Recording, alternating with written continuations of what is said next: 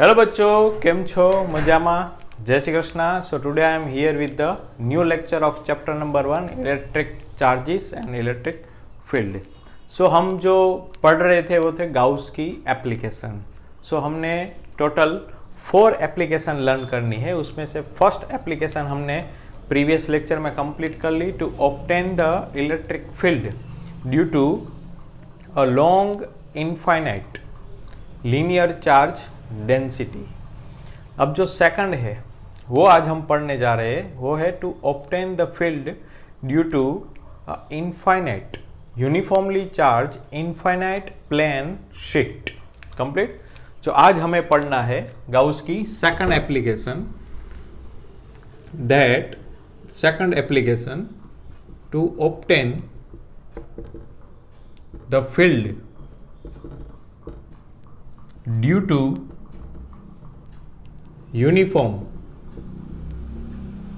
uniformly charged infinite plane sheet। Complete बच्चों।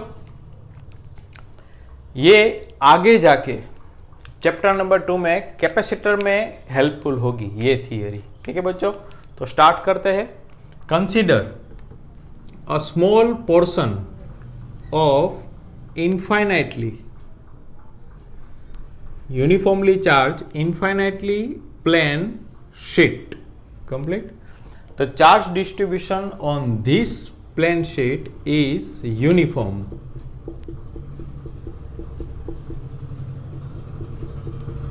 Complete।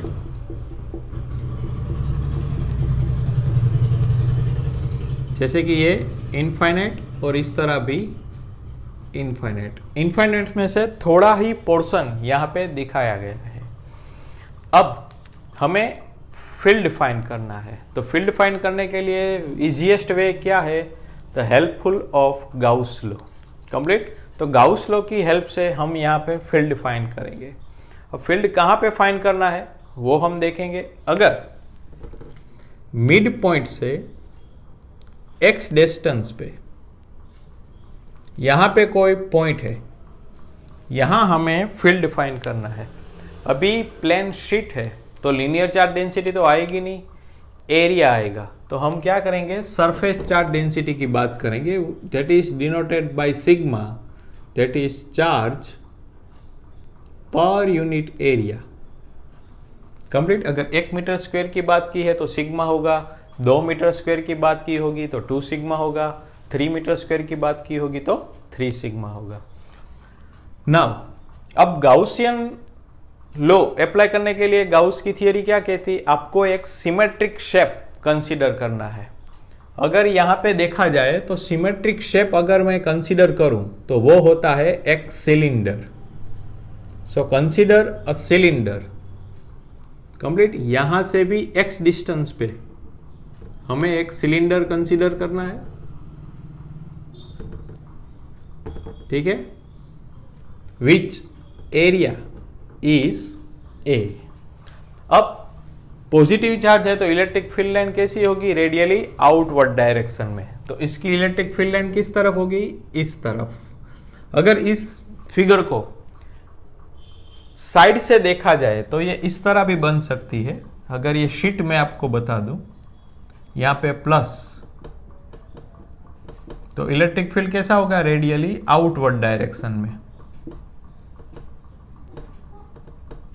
और मुझे यहां से x डिस्टेंस पे अगर फील्ड फाइंड करना है तो symmetric shape, most useful symmetric shape कौन सा है? सिलेंडर का। वो मैं यहां पे ड्रॉ कर दूं इस तरह, यहां से भी x डिस्टेंस पे। तो ये जो पूरी फिगर है वो इस तरह आपको दिखेगी। कंप्लीट। अब यहां पे आप देख सकते हो इलेक्ट्रिक फील्ड की लाइन इस तरफ। यहां पर भी सिलेंडर है तो 2 एरिया आएंगे, curved surface area and cross section area.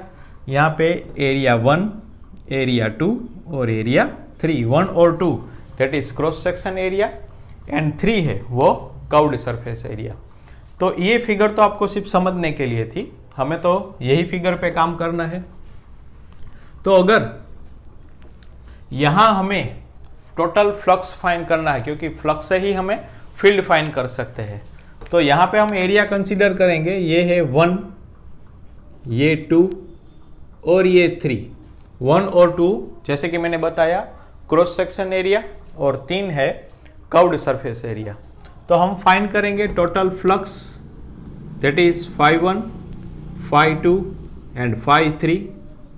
अगर φ1 की बात करें तो electric field line in this direction and area vector is also in this direction, so the angle between electric field and area vector is 0। तो इसका हम find कर सकते हैं integration E dot da plus φ2। अगर इस सरफेस की बात करें तो electric field line in this direction and area vector of this is also in this direction, so angle between electric field and area vector is also 0। तो यहां पर भी हम फाइंड कर सकते हैं E डॉट da। अब तीसरे की बात करें तो इलेक्ट्रिक फील्ड लाइन इस तरफ डायरेक्शन में है, और एरिया वेक्टर अगर कर्व्ड सरफेस की बात करें तो वो इस डायरेक्शन में होगा। तो इलेक्ट्रिक फील्ड और एरिया वेक्टर के बीच का एंगल कितना हो जाएगा 90 डिग्री। तो cos 90 की वैल्यू तो 0 हो जाती है। सिर्फ ये केस ही ऐसा है जिसमें कर्व्ड सरफेस एरिया की वजह से नहीं मिलेगा। कल जो हमने सीखा था infinitely long straight conducting wire, uniformly charged wire, तो उसमें हमने देखा था ड्यू टू वायर के लिए उसमें हमने सिलेंडर कंसीडर किया था। उसके बाद हमने केस लर्न किया था सॉलिड कंडक्टिंग सिलेंडर, होलो कंडक्टिंग सिलेंडर, होलो नॉन कंडक्टिंग सिलेंडर, और जो फोर्थ केस था सॉलिड नॉन कंडक्टिंग सिलेंडर। तो सिलेंडर में कल के जो प्रीवियस लेक्चर में थे तो आपने देखा होगा कि कर्व्ड सरफेस एरिया की वजह से ही इलेक्ट्रिक फील्ड मिल रहा था, फ्लक्स मिल रहा था, क्रॉस सेक्शन एरिया की वजह से नहीं मिल रहा था। लेकिन यहाँ पे अगर आप देखो तो क्रॉस सेक्शन एरिया की वजह से इलेक्ट्रिक फील्ड एंड फ्लक्स मिल रहा है, लेकिन कर्व्ड सरफेस एरिया की वजह से नहीं मिल रहा है। तो फ्लक्स 3 क्या हो जाएगा 0। अगर मैं यहाँ पे डॉट प्रोडक्ट रिमूव करो इलेक्ट्रिक फील्ड को आउट ऑफ इंटीग्रेशन ले लूँ तो dA, क्योंकि cos 0 हो जाएगा 1, यहाँ भी थीटा 0 डिग्री, यहाँ भी थीटा 0 डिग्री, दूसरा में भी ऐसा ही हो जाएगा integration dA complete. Now what is the total area, जैसे कि मैंने बताया the total area of the this cylinder is A, so EA plus EA, so flux is equal to 2EA। now use the Gauss law, flux is equal to Q charge per epsilon 0 2EA। अब charge की value रख दे, यहाँ से charge की value रखेंगे तो sigma into area divided by epsilon 0 2EA, यहाँ से A और A कट हो जाएगा, E को सब्जेक्ट बनाएंगे दैट सिग्मा अपॉन 2 एप्सिलॉन 0। अगर हमें इस इक्वेशन को वेक्टर क्वांटिटी में लिखना है तो हम लिख सकते हैं that E is equal to sigma upon 2 epsilon 0 n caret, where n caret is the unit vector in the direction of the point. अगर हम इस तरफ की बात कर रहे हैं तो unit vector in this direction, अगर इस पॉइंट की बात करें तो unit vector in this direction. अब यहाँ पे आपको ये देखना है अगर पॉजिटिव चार्ज दिया गया है तो इलेक्ट्रिक फील्ड आउटवर्ड डायरेक्शन में होगा, मीन सिग्मा कैसी क्वांटिटी होगी पॉजिटिव। अगर इलेक्ट्रिक फील्ड नेगेटिव दिया गया होता तो electric field line towards radially inward direction, तो सिग्मा सरफेस चार्ज डेंसिटी भी कैसी हो जाती माइनस। ठीक है बच्चों, तो ये पूरा इक्वेशन आपको याद रखना है। This equation is for uniformly charge infinite plane sheet. Complete note कर लिया। अब इसके रिलेटेड कुछ सम्स देखेंगे, कुछ इंपॉर्टेंट JEE नीट के लिए थियरी भी देखेंगे। ठीक है, तो क्लीन कर देता हूं। ओके,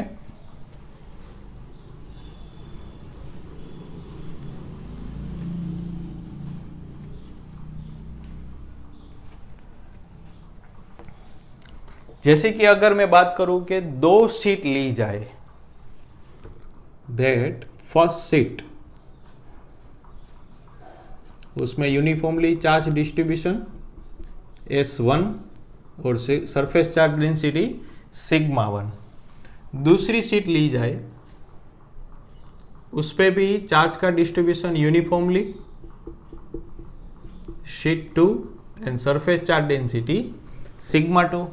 अगर हमें इलेक्ट्रिक फील्ड फाइंड करना हो पॉइंट P, पॉइंट Q और पॉइंट R पे, तो हम किस तरह फाइंड करेंगे? तो जैसे कि आप पढ़ चुके हो, प्लस चार्ज है तो उसकी इलेक्ट्रिक फील्ड लाइन कैसी होगी? रेडियली आउटवर्ड डायरेक्शन में। अगर ये पॉजिटिव चार्ज है तो उसकी electric field line in this direction E1। अगर ये भी पॉजिटिव है तो electric field line in this direction E2। अब R की बात करें तो ये पॉजिटिव चार्ज है तो electric field line radially outward direction E2। इसकी बात करें तो ये पॉजिटिव है, electric field line radially outward direction complete. Q की बात करें, इस चार्ज की वजह से electric field line radially outward direction और इस चार्ज की वजह से electric field line outward direction in this direction. तो अगर हम जो इनफाइनाइट प्लेन शीट वाला इक्वेशन है that E is equal to sigma upon 2 epsilon 0, वो मैं यहां पे अप्लाई करूं EP, तो आप देख सकते हो E1 and E2 both are in same direction. तो हम लिख सकते हैं E1 plus E2, it means sigma 1 upon 2 epsilon 0 plus sigma 2 upon 2 epsilon 0। अगर मैं बात करूं Q पॉइंट की, तो उसमें भी electric field line same direction में है, तो इसी तरह हम एडिशन कर सकते हैं E1 प्लस E2, उसके लिए भी sigma 1 upon 2 epsilon 0 plus sigma 2 upon 2 epsilon 0। और यहां पे R पॉइंट है। Q पॉइंट की बात करें तो उसमें electric field line opposite direction में है, तो हम लिख सकते हैं sigma 1 upon 2 epsilon 0 means E1 minus E2। आप E2 माइनस E1 भी लिख सकते हो, लेकिन अभी मिड पॉइंट में रखा है इसलिए कुछ दिक्कत नहीं है। So sigma 1 upon 2 epsilon 0 minus sigma 2 upon 2 epsilon 0। अगर ये तीनों केस में हम सरफेस चार्ज डेंसिटी सेम ले ले, जैसे कि sigma 1 is equal to sigma 2, तो इक्वेशन EP हो जाएगा। अगर यहाँ पे मैं वैल्यू रख दूँ कंप्लीट, ये हम इसे भी लिख सकते हैं sigma 1 plus sigma 2 is upon 2 epsilon 0। यहाँ पर भी सिग्मा 1 प्लस सिग्मा 2 2 एप्सिलॉन 0। यहाँ पे सिग्मा 1 माइनस सिग्मा 2 2 एप्सिलॉन 0। अगर ये तीनों केस में हम ले ले sigma 1 is equal to sigma 2 is equal to sigma, देखिए क्या रिजल्ट आता है। अगर EP की बात करें, electric field at A point P, अगर यहाँ पे मैं वैल्यू रख दूँ, सो 2 sigma upon 2 epsilon 0, so that is sigma upon epsilon 0। अगर R पॉइंट की बात करूँ तो उसमें भी same 2 sigma 2 epsilon 0 sigma upon epsilon 0। और Q पॉइंट की बात करूँ तो दोनों सेम हो जाएंगे, तो sigma minus sigma 2 epsilon 0, it means 0। बीच में इलेक्ट्रिक फील्ड क्या हो जाएगा? 0 हो जाएगा। और ये दोनों में सिग्मा अपॉन एप्सिलॉन 0। ये तो हो गए दोनों चार्ज, दोनों शीट सेम चार्ज डिस्ट्रीब्यूशन किया गया हो। अब हम केस देखेंगे अगर ये प्लेट नेगेटिवली चार्ज की गई हो तो क्या होता है। ठीक है, नोट कर लिया? ठीक है, क्लीन कर देता हूं।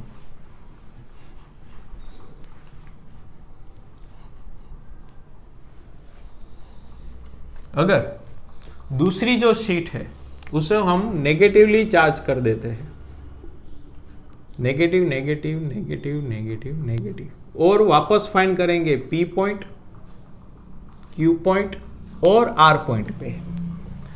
वापस देखते हैं, अगर सिग्मा 1 की बात करें तो electric field line radially outward direction E1। Negative की बात करें तो electric field line radially inward direction.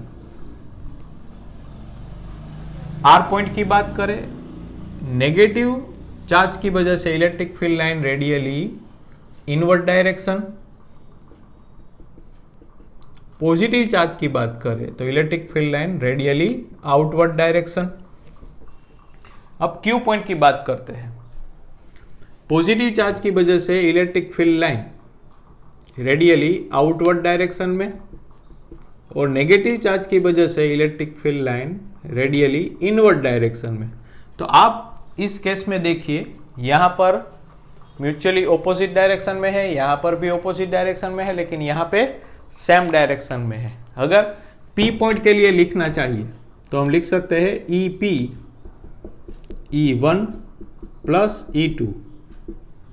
अब ये दोनों तो ऑपोजिट डायरेक्शन में है, तो हम लिख सकते हैं सिग्मा 1/2 एप्सिलॉन 0, और नेगेटिव चार्ज की वजह से सिग्मा 2 हो जाता है नेगेटिव 2 एप्सिलॉन 0। तो ये हो जाएगा सिग्मा 1 माइनस सिग्मा 2/2 एप्सिलॉन 0। अगर R पॉइंट की बात करें, यहां पर भी ऑपोजिट डायरेक्शन है, E1 plus E2। Positive charge की वजह से सरफेस चार्ज डेंसिटी पॉजिटिव, और नेगेटिव चार्ज की वजह से सरफेस चार्ज डेंसिटी नेगेटिव। तो यहाँ पे हम लिख सकते हैं सिग्मा 1 माइनस सिग्मा 2/2 एप्सिलॉन 0। अगर Q पॉइंट की बात करें तो इलेक्ट्रिक फील्ड सेम डायरेक्शन में है, तो हम लिख सकते हैं E1 प्लस E2।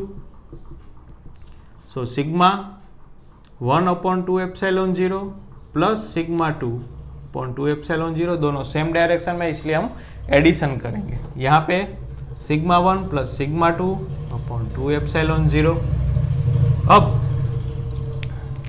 केस करेंगे that sigma 1 is equal to sigma 2 is equal to sigma.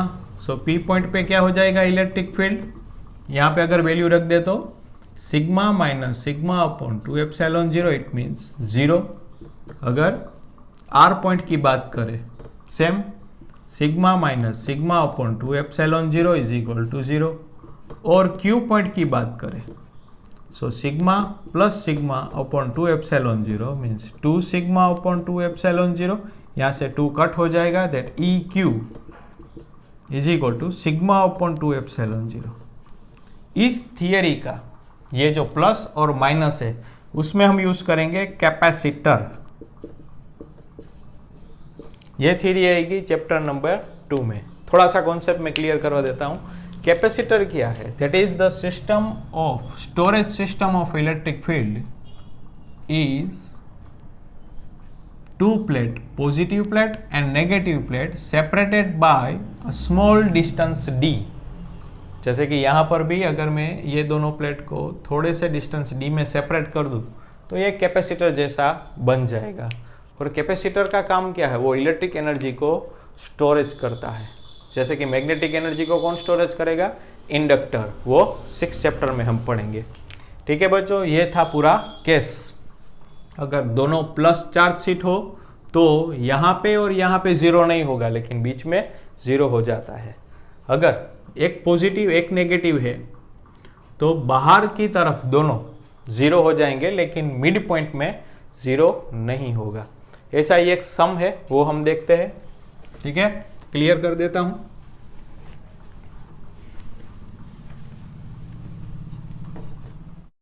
जैसे कि बच्चों ये सम एनसीईआरटी की बुक में एक्सरसाइज में मिल जाएगा आपको।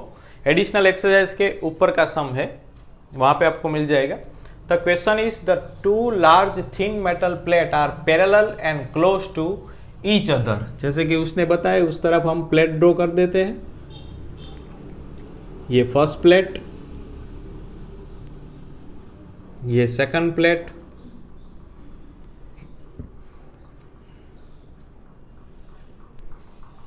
Complete. First, second. The plate having surface charge density of the opposite sign of magnitude 17 into 10⁻²⁻22। तो यहाँ पे हम सिग्मा 1 प्लस ले लेते हैं, यहाँ पे सिग्मा 2 माइनस ले लेते हैं, लेकिन दोनों सेम है तो हम sigma 1 is equal to sigma 2 is equal to sigma ले सकते हैं, तो यहाँ पर माइनस सिग्मा और यहाँ पे plus sigma. Then what is the electric field, हमें इलेक्ट्रिक फील्ड फाइंड करना है 3 जगह पे।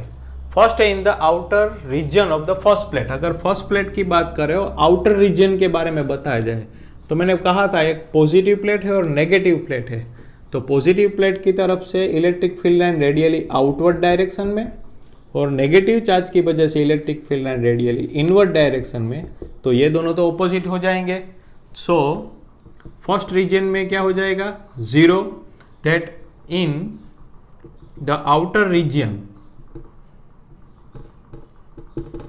Of first plate the electric field is 0. Now second, अगर in the outer region of second plate, अगर यहाँ की बात करें ये नेगेटिवली चार्ज है तो electric field line radially inward direction में, ये पॉजिटिवली चार्ज है तो electric field line radially outward direction में, ये दोनों भी ऑपोजिट हो गए तो इलेक्ट्रिक फील्ड क्या हो जाएगा 0. So second case in the outer region of second plate is also 0. Now we talk about third case between the plate. अगर यहाँ की बात करें तो due to negatively charge electric field radially inward direction और फर्स्ट प्लेट की बात करें तो रेडियली आउटवर्ड डायरेक्शन। तो यहाँ पर दोनों सेम डायरेक्शन में है तो इलेक्ट्रिक फील्ड कैसे फाइंड होगा E1 plus E2 complete value sigma upon 2 epsilon 0 plus sigma upon 2 epsilon 0. So E is equal to sigma upon epsilon 0. The put the value sigma 17 into 10⁻²2 epsilon 0 8.85 10⁻12. So the answer is 1.92 into 10⁻10 newton per coulomb.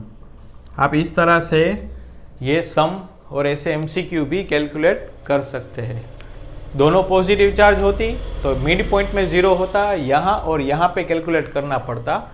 यहाँ पे एक positive और एक negative surface charge density दी गई है. So outer reason में 0 होगा और मिड पॉइंट में क्या होगा कैलकुलेट करना पड़ेगा. ठीक है बच्चों, इस तरह से क्वेश्चन पूछे जा सकते हैं.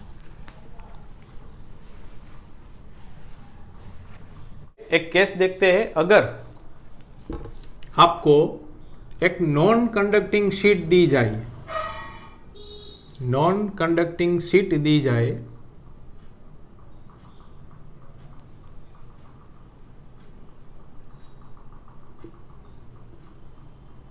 और उस पे चार्ज का डिस्ट्रीब्यूशन दिया गया हो.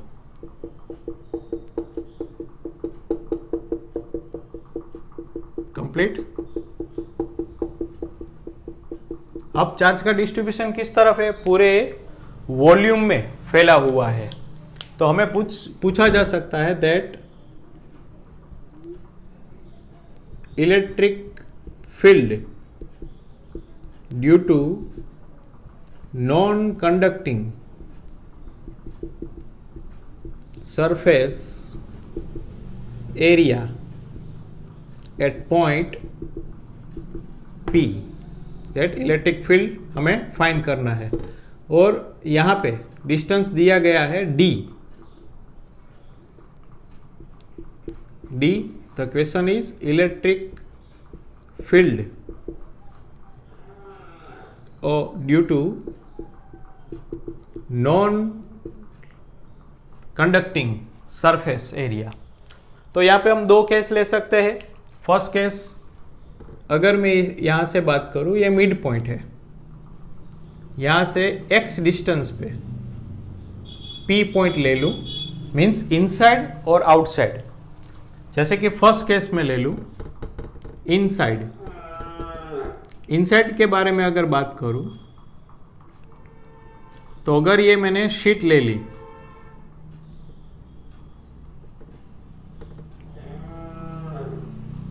कंप्लीट, ये यूनिफॉर्मली चार्ज डिस्ट्रीब्यूशन.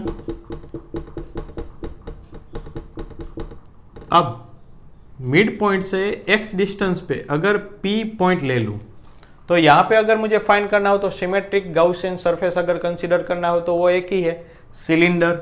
यहाँ पे मैं एक सिलेंडर कंसीडर कर दूं इस तरह से, यहाँ पर भी हो जाएगा एट ए डिस्टेंस x, क्योंकि इस तरफ होगा तो इस तरफ भी होगा, कंप्लीट।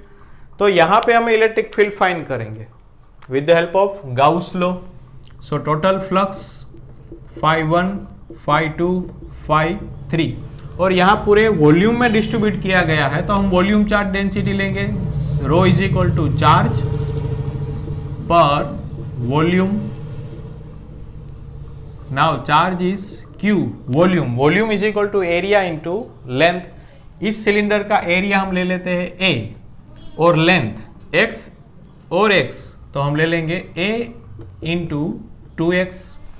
और फ्लक्स फाइंड करेंगे तो यहां पर भी 3 सरफेस हो जाएगी, 1 2 और 3। तो जैसे ही हम पढ़ चुके हैं 1 और 2 that is cross section area, और वहां पे electric field line radially outward direction में और एरिया वेक्टर भी आउटवर्ड डायरेक्शन में। So angle between electric field and area vector is 0। तो यहां पे हम फाइंड कर सकते हैं दैट EA, जैसे ही हमने फाइंड किया था। सेकंड सरफेस की वजह से भी फाइंड करेंगे तो EA, लेकिन कर्व्ड सरफेस एरिया में इलेक्ट्रिक फील्ड लाइन और एरिया वेक्टर के बीच का एंगल हो जाएगा 90 डिग्री, तो वो हम फाइंड नहीं कर पाएंगे, 0। सो गाउस लॉ, चार्ज पर एप्सिलॉन 0 2EA, यहाँ पे चार्ज की वैल्यू रख दे, रो A 2x upon epsilon 0 2EA, यहाँ से A कट हो जाएगा, 2 कट हो जाएगा। So E is equal to rho x upon epsilon 0, complete. तो यहां से पता चल जाता है electric field directly proportional to x, complete. Inside में कैसा है, जैसे ही डिस्टेंस बढ़ता जाएगा इलेक्ट्रिक फील्ड डायरेक्टली प्रोपोर्शनल बढ़ता जाएगा। अभी हम सेकंड केस क्या देखेंगे, आउटसाइड के बारे में, ठीक है। सेकंड केस देखेंगे आउटसाइड के बारे में, ये हम नोट कर लेते हैं यहाँ पे इनसाइड में। दैट इनसाइड में आया E is equal to rho x upon epsilon 0 means E proportional to x। Now we find outside, ये क्लीन कर देता हूं। अगर आउटसाइड के बारे में फाइंड करना है that first that plane uniformly charge sheet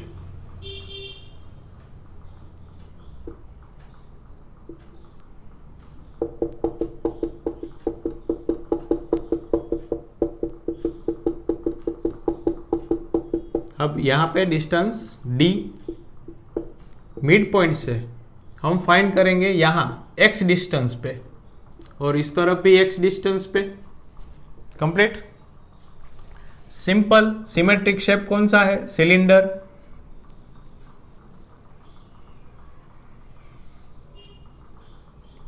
complete. So let's we find total flux here inside, second case outside.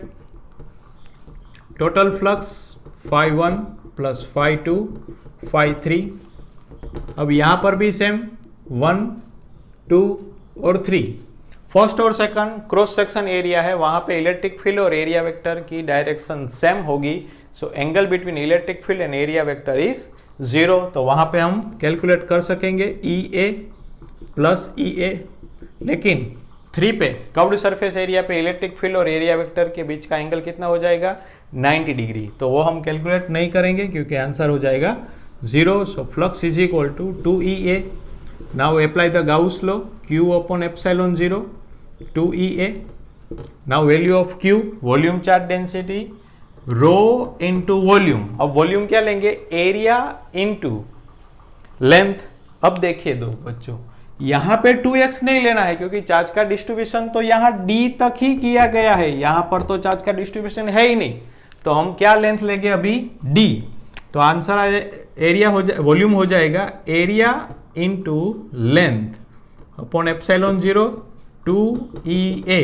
यहां से A और A कट हो जाएगा, so E is equal to rho D upon 2 epsilon 0। यहां पर तो x है ही नहीं, इट्स मीन आउटसाइड में कैसा हो जाएगा, आउटसाइड कांस्टेंट।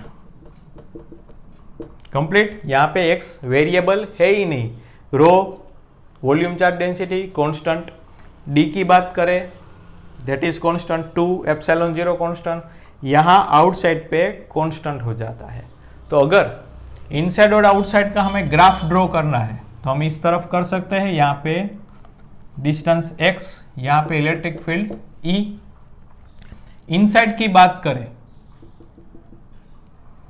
तो इलेक्ट्रिक फील्ड डायरेक्टली प्रोपोर्शनल, और आउटसाइड की बात करें जैसे कि अगर मैं यहाँ पे लिख दूं x is equal to D, outside की बात करें तो इलेक्ट्रिक फील्ड कैसा हो जाएगा, कांस्टेंट, E कांस्टेंट। कंप्लीट। ये इनसाइड, ये आउटसाइड। ठीक है बच्चों, इस तरह से आपको JEE नीट में भी अगर नॉन कंडक्टिंग शीट दी गई हो तो इलेक्ट्रिक फील्ड कैसे फाइंड करना है, इनसाइड और आउटसाइड। ठीक है बच्चों, सो आज का लेक्चर यहाँ तक ही। पढ़ते रहिए, हंसते रहिए, अपने परिवार का ख्याल रखिए। जय श्री कृष्ण।